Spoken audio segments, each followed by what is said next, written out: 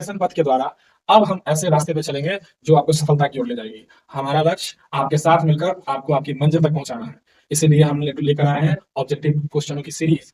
इस ऑब्जेक्टिव क्वेश्चनों के माध्यम से हम चाहेंगे कि आप 50 से 50 क्वेश्चन अटेम्प्ट कर सकें। ठीक है, तो इसीलिए आप हमारा साथ दें, हमारे साथ जुड़े रहें, हमारे वीडियोस को देखें। एक एक वीडियो चुन चुन के लाया जाएगा, वो सारे ऑब्जेक्टिव, सारे बुक, जिसके माध्यम से आपका जो डर है कि किसी तरह से मेरा ऑब्जेक्टिव ना छूट जाए, उन सारे डरों को हम दूर करेंगे। जय हिंद प्यारे बच्चों, मैं शशि सर एजुकेशन पथ के इस प्लेटफॉर्म पे आपका स्वागत करता हूं।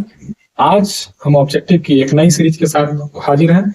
आज हम डिस्कस करने वाले हैं सिविक्स के लेसन 4 से रिलेटेड जितने भी VVI इस प्रीवियस ईयर में जो ऑब्जेक्टिव पूछे गए हैं, उन सारे ऑब्जेक्टिवों को आसान शब्दों में समझने का और जानने का प्रयास करेंगे। तो चलिए बिना समय गवाए शुरू करते हैं।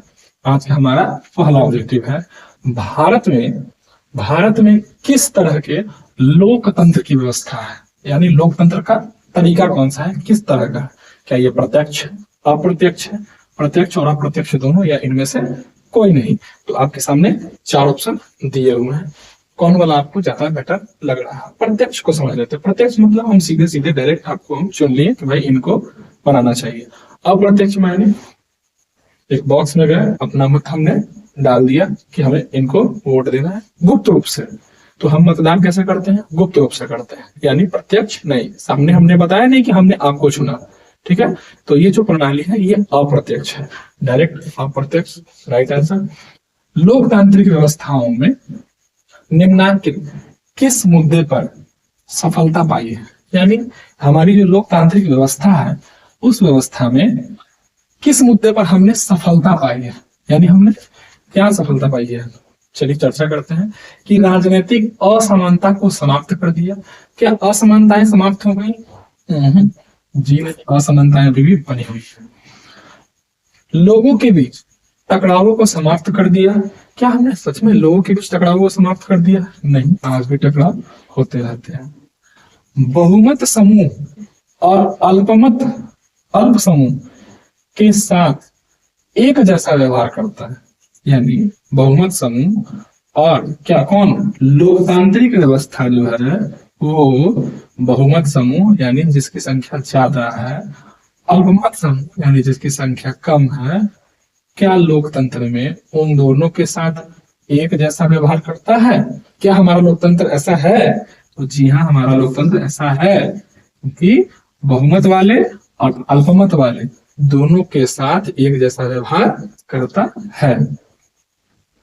अगला प्रश्न कि निम्न में से कौन सी एक बात लोकतांत्रिक व्यवस्थाओं के अनुरूप नहीं है, यानी लोकतांत्रिक व्यवस्था में ऐसा नहीं होता है। क्या नहीं होता है? कानून के समक्ष समानता, तो लोकतंत्र में तो ऐसा होता है, यानी ये बात नहीं है। हमें पूछना है कि नहीं होता है, यानी नहीं है, यानी लोकतंत्र में वो बात नहीं है। तो कानून के समक्ष समानता तो लोकतंत्र में है। स्वतंत्र एवं निष्पक्ष चुनाव, लोकतंत्र में ये भी होता है। उत्तरदायी शासन व्यवस्था, जी हाँ यही होता है। तो बहुसंख्यकों का शासन, जी बिल्कुल यही नहीं होता है। क्या ऐसा होता है कि जिसकी संख्या ज्यादा है किसी जाति की या किसी धर्म की, क्या वही शासन करते हैं लोकतंत्र में? तो जी नहीं, ऐसा नहीं होता है। तो इसके हिसाब से ये आंसर राइट हो गया। अगला है कि लोकतंत्र की उपलब्धियों में सबसे अधिक सहायक क्या है? लोकतंत्र की उपलब्धियों में यानी लोकतंत्र के माध्यम से हमने क्या अर्जित किया, सबसे अधिक सहायक क्या है, यानी कौन सा चीज है जो लोकतंत्र के माध्यम से हमें मिलेगा? क्या निर्धनता मिलेगी, क्या अशिक्षा मिलेगी, क्या विषमता यानी भेदभाव मिलेगा? जी, हमें विकास मिलेगा। यही सहायक है लोकतंत्र को सुदृढ़ या पुष्ट करने में।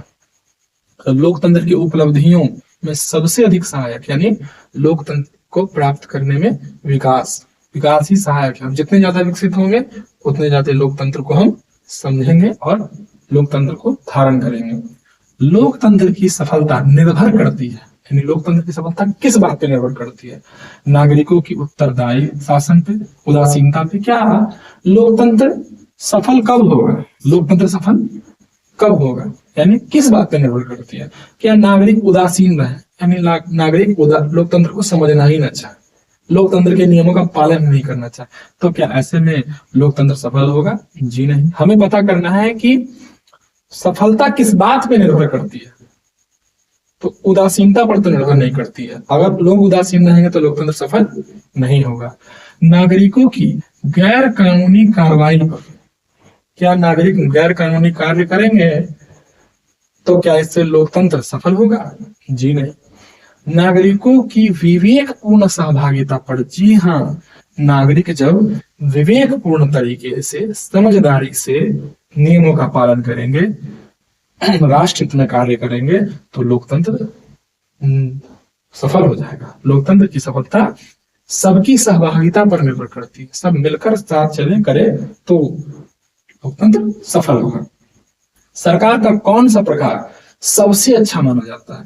क्या राजतंत्र सबसे अच्छा है, लोकतंत्र सबसे अच्छा है, या अधिनायकवाद, यानी एक कोई व्यक्ति हीरो ऐसा अधिनायकवाद, तो या इनमें से कोई नहीं? तो आज वर्तमान परिस्थितियां ऐसी बनी हुई है कि 100 से अधिक देश लोकतंत्र को ही एक अच्छे शासन का स्वरूप मानते हैं। अगला प्रश्न है कि भारत में वोट देने की आयु, तो जी हाँ, 18 वर्ष। दक्षिण अफ्रीका के प्रथम अश्वेत का मतलब ही होता है जिनका रंग काला हो। क्या एनक्रुमा थे, जनरल पिनोशे थे, नेल्सन मंडेला थे, या अब्राहम लिंकन थे? तो अब्राहम लिंकन जो थे यूएसए के प्रथम राष्ट्रपति। तो बच गए हमारे यहाँ पीछे से नेल्सन मंडेला जी। जी हाँ, दक्षिण अफ्रीका के प्रथम अश्वेत राष्ट्रपति थे नेल्सन मंडेला जी। किसने कहा था? इसके तो ऑप्शन ही नहीं है, मगर चलिए, किसने कहा था कि हम डायरेक्ट इस पर देख लेते हैं। किसने कहा था कि लोकतंत्र जनता के द्वारा या जनता के लिए शासन है? ठीक है, फिर से पढ़ते हैं इस क्वेश्चन को। किसने कहा था कि लोकतंत्र जनता के द्वारा या जनता के लिए शासन है? तो ये कहा था अब्राहम लिंकन ने कहा था। चलिए, इसमें ऑप्शन है कि अरस्तु, अब्राहम लिंकन, रूसो या सुकरात ने? तो अब्राहम लिंकन ने कहा था। अगला है कि समकालीन विश्व में सरकार का सबसे लोकप्रिय रूप कौन सा है? यानी बात वही है जो पिछले प्रश्न में थी, बस थोड़ा सा घुमा दिया गया है। यहाँ पर है ना, कहाँ गया? और पहले चलते हैं थोड़ा सा क्वेश्चन को समझने के लिए। सरकार का कौन सा प्रकार सबसे अच्छा माना गया है? तो लोकतंत्र हुआ था। ठीक उसी प्रकार इसमें पूछा जा रहा है, क्या पूछा जा रहा है कि समकालीन, यानी आज के समय में कि विश्व में सरकार का सबसे लोकप्रिय रूप कौन सा है? क्या राजतंत्र लोगों को प्रिय है, क्या सैनिक शासन प्रिय है, अधिनायकवाद प्रिय है, या लोकतंत्र प्रिय है? तो लोकतंत्र ही सबसे प्रिय है, यानी जनता का चुनाव के माध्यम से चुनकर अपने नेता को बैठाना लोकतंत्र कहलाता है। तो लोकतंत्र ही लोगों को प्रिय है। अगला प्रश्न, किस गुण के कारण, यानी कौन सा ऐसा अच्छाई है या खूबी है कि लोकतंत्र को अन्य शासन प्रणाली से, यानी सैनिक शासन, किसी व्यक्ति के शासन, इन सबसे बेहतर लोकतंत्र को बेहतर माना जाता है? क्या समानता और स्वतंत्रता का पोषक है? मतलब क्या लोकतंत्र सबको समानता और स्वतंत्रता दिलाता है? क्या यह जनता का शासन है? क्या यह भेदभाव का सामंजस्य है, यानी मतभेद में सामंजस्य है, यानी मतभेदों को तालमेल के रूप में व्यवस्थित कर देता है, तालमेल बैठा देता है? तो उसके अकॉर्डिंग अगर हम देखें तो ये तीनों खूबियां लोकतंत्र में है, इसीलिए ये जनता को सबसे ज्यादा प्रिय है। ये इसका क्या है? मेरिट है, यानी गुण है। चलिए, इसमें का अंतिम प्रश्न लेते हैं कि जनमत पर आधारित, यानी जनता के मत पर आधारित शासन कौन सा है?